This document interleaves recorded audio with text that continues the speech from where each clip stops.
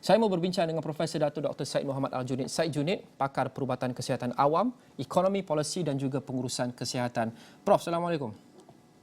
Waalaikumsalam warahmatullahi wabarakatuh, Rahman. Prof, kita sebelum ini sudah mendengar antara lain Ketua Setiausaha Negara dan semua Ketua Setiausaha sudah pun bermesyuarat untuk memastikan mereka dan pejabat awam memastikan kemelut politik ini walaupun kita tiada kabinet, kita tiada menteri, pentadbiran negara kekal licin dan kekal lancar. Tapi pada masa yang sama kita tidak boleh nafikan sedikit sebanyak, sedikit jika tidak sebanyak, ia akan memberikan kesan kepada kelancaran pentadbiran negara khasnya bab yang memerlukan mungkin keputusan cepat, kelulusan cepat seperti pengendalian COVID-19. Bagaimana kita ingin memastikan sepanjang tempoh kemelut politik ini, ketidaktentuan ini, tidak ada calon Perdana Menteri, tidak ada kabinet dan kerajaan yang baru. Bagaimana kita ingin memastikan dalam tempoh yang getir ini, pengendalian COVID-19 negara tidak akan terjejas dengan begitu banyak? Ya, terima kasih lagi sekali. Kalau kita lihat komponen-komponen penting dalam sistem kesihatan yang mana kita memerlukan banyak perkara. Salah satunya elemen penting adalah governance dan juga leadership ataupun kepimpinan. Dan ini berkait rapat dengan sistem politik sesebuah negara. Suatu sistem kesihatan itu akan dapat berfungsi dengan baik dan mudah menjalankan aktiviti sekiranya mempunyai sistem politik yang agak stabil. Dan kita menghadapi cabaran besar apabila negara menghadapi kemelut politik pada masa yang sama, kita terpaksa sistem kesihatan kita berdepan dengan masalah COVID-19. Jadi kalau kita lihat sudah 18 bulan lebih kita bergelut dengan masalah COVID-19 ini, sebahagian daripada aktiviti yang dirancangkan oleh Kementerian Kesihatan juga kementerian-kementerian lain sedikit sebanyak ada juga disebabkan atau terjejas disebabkan oleh ketidakstabilan politik yang kita dapat kita lihat. Salah satunya yang sering dikritik oleh ahli masyarakat adalah tindakan-tindakan yang diambil untuk mencegah daripada penularan penyakit ini melalui PKP. Langkah yang dilakukan untuk mengendalikan PKP tadi seolah-olah sering diganggu oleh proses-proses politik. Dan kalau kita lihat apa yang berlaku tahun lepas apabila sebuah negeri mengadakan pilihan raya, kes terus memuncak dengan begitu tinggi. Dan ini menunjukkan bahawa ada kesan yang jelas kalau kita tidak mempunyai sistem politik yang stabil, segala aktiviti yang dijalankan untuk mengawal dan juga mencegah penularan seterusnya COVID-19 akan menghadapi cabaran yang begitu besar sekali. Jadi kita harap selepas daripada situasi yang berlaku sekarang ini, apabila ditubuhkan kerajaan yang lebih stabil, maka lebih mudahlah pakar-pakar kesihatan awam untuk memberikan perkhidmatan untuk menjalankan aktiviti yang lebih terpadu dan juga terperinci supaya ini dapat dijalankan. Jelas apabila kita tidak mempunyai kerajaan yang stabil dan juga pada masa sekarang kita tidak mempunyai kabinet dan sebagainya, maka salah satu faktor yang penting dalam menangani masalah COVID-19 ini adalah kolaborasi di antara sektor-sektor yang terlibat. Kalau kita lihat program vaksinasi kita dilakukan oleh Kementerian Sains, Teknologi dan juga Teknologi, manakala aktiviti lain dikendalikan oleh Kementerian Kesihatan. Jadi koordinasi antara kementerian-kementerian ini memerlukan satu pimpinan, bukan saja di peringkat ketua setiausaha tapi juga di peringkat menteri dan sebagainya untuk memberi garis panduan dan juga laluan serta mengkoordinasi aktiviti-aktiviti ini dengan lebih baik. Jadi saya rasa kita memang memerlukan suatu kerajaan yang stabil dan saya harapkan kemelut politik yang kita hadapi sekarang ini tidak akan berterusan supaya kita boleh mengembeling tenaga untuk menghadapi masalah COVID-19 ini yang mana sejak daripada 3-4 minggu yang lepas ini kita dapati kes memuncak begitu tinggi, bukan saja disebabkan oleh Delta varian tetapi juga oleh sebab aktiviti-aktiviti kita tidak dikoordinasi dengan baik. Prof, sudah tentu kerajaan yang akan tertubuh selepas ini, Menteri Kesihatan baru yang akan dilantik selepas ini walaupun datang daripada kumpulan mana sekalipun, akan mempunyai perancangan-perancangan mereka yang tersendiri untuk mengendalikan COVID-19 berbanding dengan kerajaan Perikatan Nasional sebelum ini. Dan Prof selaku pemerhati bebas dan juga pakar perubatan kesihatan awam, melihat kepada dasar-dasar yang kita ambil untuk membendung COVID-19 di bawah kerajaan Perikatan Nasional, apa yang Prof harap boleh kita ubah atau kita boleh tambah baik, dan apa Prof harap kerajaan seterusnya dan Menteri Kesihatan seterusnya akan tumpukan dan improve pada pengendalian COVID-19 kita setakat ini yang diletakkan oleh kerajaan terdahulu? Saya amat mengharapkan salah satu daripada perkara penting yang harus kita lakukan adalah supaya kabinet yang baru dan juga kerajaan yang baru dibentuk ini melihat kembali segala kelemahan yang berlaku dalam masa 18 bulan setahun yang lepas ini dan kemudian memperbaikinya. Salah satu perkara yang perlu diperbaiki adalah sebagai penyelidik saya mengharapkan supaya kerajaan yang akan datang lebih telus dalam mengendalikan data-data mengenai COVID-19 ini, melakukan data sharing ataupun berkongsi data dengan kerajaan-kerajaan negeri dan juga di peringkat bawahan supaya kita boleh mengambil langkah yang begitu komprehensif. Pada masa sekarang data tertumpu kepada Kementerian Kesihatan, tidak mahu Kesihatan berkongsi dengan pihak yang lain di luar daripada Kementerian Kesihatan sehingga menyebabkan pakar-pakar di luar Kementerian Kesihatan sukar untuk memberikan sumbangan yang positif bagi memperbaiki keadaan. Kita lihat ini merupakan satu langkah yang harus dilakukan oleh kerajaan yang akan datang dan ini harus diperbaiki. Yang keduanya adalah selain daripada berkongsi di segi data, kita harap juga kerajaan yang akan datang juga mengambil peluang untuk melakukan reformasi yang serius dalam sistem kesihatan supaya kita lebih banyak berfikirkan bagaimana kita harus melakukan desentralisasi yang lebih efektif supaya tidak semua aktiviti-aktiviti yang kita jalankan ini terpaksa mendapat kelulusan daripada peringkat pusat. Jadi Kementerian Kesihatan yang ada sekarang ini harus kita ubah semula. Kita harus lihat lagi kepimpinan yang ada dalam Kementerian Kesihatan lagi apakah cara mereka mengendalikan COVID-19 sesuai ataupun tidak.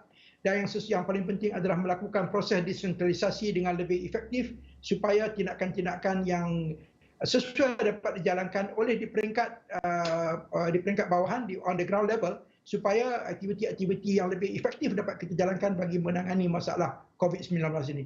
Jadi pertama, data sharing harus dilakukan dengan begitu komprehensif. Yang keduanya adalah kita harus melakukan desentralisasi dalam sistem kesihatan supaya aktiviti dapat dijalankan di peringkat bawahan yang lebih efektif. Itu yang saya harapkan daripada pimpinan yang akan ditubuhkan tidak lama lagi. Kerajaan baru ini dan juga Menteri Kesihatan yang baru juga mewarisi banyak isu-isu lain yang agak mencabar. Ya, sudah tentu pandemik COVID-19 adalah sesuatu yang kita tidak pernah saksikan, unprecedented, dan ia sendiri pun adalah satu masalah yang besar dan ia juga berpotensi melahirkan masalah dan isu-isu lain atau mendedahkan isu-isu lain. Sebagai contoh, isu hartal doktor kontrak. Pada pendapat Prof, bagaimana kerajaan dan Menteri Kesihatan seterusnya patut mengendalikan isu doktor kontrak ini? Dan saya dapati apa yang dilakukan oleh kerajaan yang lepas di bawah Perikatan Nasional, mereka tidak dapat menyelesaikan masalah doktor kontrak ini dengan komprehensif. Apa yang dilakukan, yang cuba diberikan kepada solusi kepada doktor-doktor kontrak ini nampaknya tidak diterima dan sebahagiannya itu nampaknya terlalu cuma dipikirkan secara superficial. Jadi satu kaedah yang lebih komprehensif harus kita fikirkan bagaimana kita mengatasi masalah ini adalah rugi kalau kita tidak menggunakan tenaga kesihatan daripada doktor-doktor kontrak ini yang berada sekarang ini. Mereka adalah highly qualified tetapi kita tidak dapat menggunakannya untuk memperbaiki sistem kesihatan yang sekarang ini berada dalam keadaan hampir lumpuh.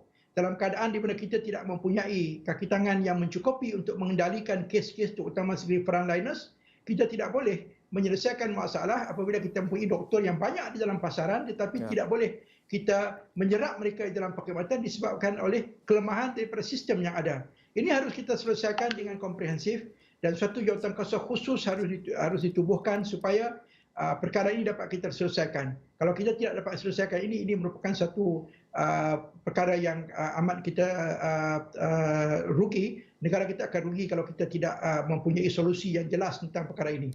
Okey Prof, kita faham tuntutan dan juga permintaan doktor kontrak sebagai contoh. Kita memang faham apa yang mereka mahukan itu adalah adil. Tapi untuk play the devil's advocate, untuk berlaku adil, bagaimana pula dengan pihak-pihak yang mengatakan bahawa perjawatan itu tidak cukup kerana perjawatan dan allocation untuk doktor berjawatan tetap itu kita buat untuk masa normal.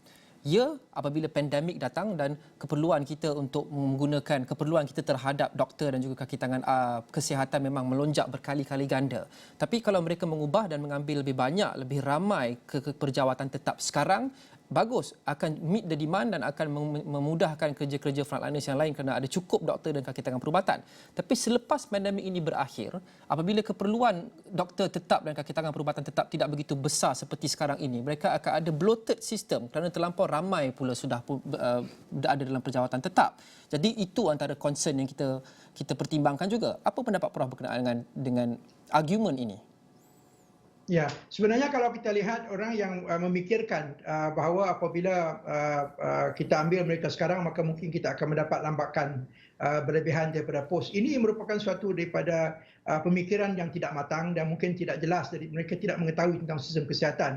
Apa yang berlaku sekarang adalah kita tidak memikir thinking outside the box. Kita masih lagi memikirkan dengan menggunakan cara yang lama. Kerana bilangan ataupun pos itu bukan menggambarkan keperluan kesihatan yang sebenarnya dalam sistem kesihatan. Kerana kita sebelum daripada wabak ini juga kita menghadapi masalah di mana di kawasan klinik-klinik kesihatan kita di luar bandar menghadapi masalah kekurangan kekitangan dan kita tidak boleh menyediakan suatu kaedah untuk menarik supaya staf kita atau doktor-doktor kita bekerja di kawasan ini. Pada masa yang sama juga kita dapati Kementerian Kesihatan dan juga Jabatan Perkhidmatan Awam meletakkan doktor ini sama dengan kekitangan-kekitangan awam yang lain, dan ini menyebabkan sukar bagi kita menyediakan pos ataupun kekosongan yang perlu, kerana kaedah yang digunakan itu adalah kaedah yang agak lama dan bukan kaedah yang baru. Jadi untuk menyelesaikan masalah ini, suatu reformasi yang komprehensif dalam sistem kesihatan perlu kita wujudkan. Dan dengan cara ini kita boleh menyerap lebih banyak daripada kekitangan kita. Dan ingat, selepas daripada kita menghadapi wabak ini, kita akan menghadapi keadaan di mana ramai penduduk-penduduk kita, lebih daripada 1 juta yang menghadapi masalah tentang COVID ini akan menghadapi masalah long COVID dan sebagainya, dan juga penyakit-penyakit kronik dan juga subacute yang mereka hadapi seperti diabetes, hypertension dan sebagainya. Dan mereka ini harus diberikan rawatan yang komprehensif.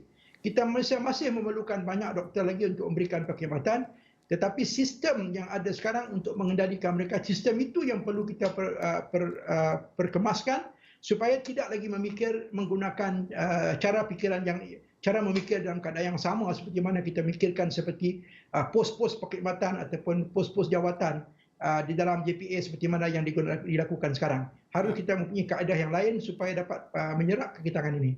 Ya, Prof berpendapat antara penambahbaikan yang perlu Menteri Kesihatan dan juga kerajaan seterusnya lakukan antara lain adalah memastikan perkongsian data itu lebih terbuka, desentralisasi penjagaan kesihatan, Kementerian Kesihatan untuk menambah baik lagi pengendalian sektor kesihatan secara keseluruhannya, dan juga pandemik COVID-19 secara spesifiknya. Itu mungkin lebih bersifat kepada mid term dan juga long term, jangka masa sederhana dan juga jangka masa panjang. Tapi jangka masa pendek, Prof, kerana pandemik ini sangat time sensitif. Kerajaan baru yang masuk, Menteri Kesihatan baru yang dilantik perlu terus melaksanakan dasar-dasar untuk cuba mengekang penularan COVID-19 sejak daripada hari pertama mereka masuk. Apa yang Prof rasa mereka perlu lakukan dengan immediately, dengan cepat? Kerana sebelum ini kita lihat pentadbiran Tan Sri Muhyiddin Yassin mengutamakan PKP, tapi di mana boleh pembukaan semula ekonomi kerana perlu seimbangkan kesejahteraan ekonomi dan juga nyawa dan kesihatan. Pembangkang juga kerap mengkritik perlu tutup ekonomi hampir 100%, sektor perkilangan dan sebagainya perlu tutup. Jadi pada pendapat Prof, kerajaan baru yang masuk ini, Menteri Kesihatan baru yang masuk ini, apa perkara-perkara pertama yang perlu beliau lakukan? Adakah perlu melaksanakan PKP secara penuh semula atau bagaimana? Ya, sebenarnya perkara yang penting yang perlu kita lakukan adalah kita menggunakan pendekatan yang mana terbukti berkesan. Salah satu perkara yang harus kita teruskan yang telah dilakukan oleh kerajaan yang lepas adalah memberikan tumpuan kepada program vaksinasi. Kita hampir mencapai lebih daripada 30% sekarang ni liputan vaksinasi. Kita memerlukan coverage yang lebih tinggi, terutama sekali dengan adanya varian Delta ini, kerana ada pendapat mengatakan bahawa mungkin kita akan sukar untuk mencapai imuniti kelompok dengan kalau sekiranya kerana kita menghadapi masalah COVID-19 disebabkan oleh Delta varian ini. Jadi kita memerlukan coverage yang lebih tinggi, dan pada masa sekarang pusat-pusat pemberian vaksin menghadapi berbagai cabaran, sehingga kan ada yang mengatakan bahawa pusat pemberian vaksin ini sendiri merupakan sumber kepada penularan penyakit ini. Jadi saya rasa tugas utama yang harus dilakukan oleh kerajaan yang akan datang adalah mempertajamkan lagi, memperkemaskan lagi program imunisasi kita. Dan pada masa yang sama ada pihak yang mencadangkan mungkin supaya dilakukan program untuk mewajibkan mereka mengambil vaksin. Ini merupakan satu langkah yang saya rasa sebagai pakar kesihatan awam saya menyokong perkara ini, kerana ini akan mengurangkan penolakan vaksin oleh golongan-golongan yang tidak bertanggungjawab. Jadi vaksinasi harus diperkemaskan, pada masa yang sama pembukaan sektor ekonomi ini tidak dapat kita elakkan dan tidak boleh kita lakukan PKP yang berpanjangan kerana kita tahu perkembangan ekonomi kita merosot begitu tinggi sekali sehingga lebih daripada 5.6% contraction dalam kita punya GDP kita.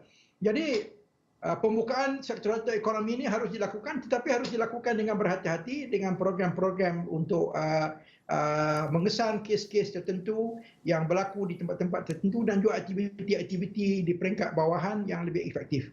Jadi ini merupakan langkah-langkah yang perlu kita lakukan. Kita tidak ada banyak pilihan sebenarnya. Perbaiki apa yang kita ada sekarang, terutama sekali dalam program vaksinasi, melakukan pembukaan dalam sektor ekonomi dengan terkawal. Baik, terima kasih Profesor Dr. Syed Muhammad Al-Junaid, Syed Junaid, Pakar Perubatan Kesihatan Awam, bahagian ekonomi, polisi dan juga pengurusan kesihatan.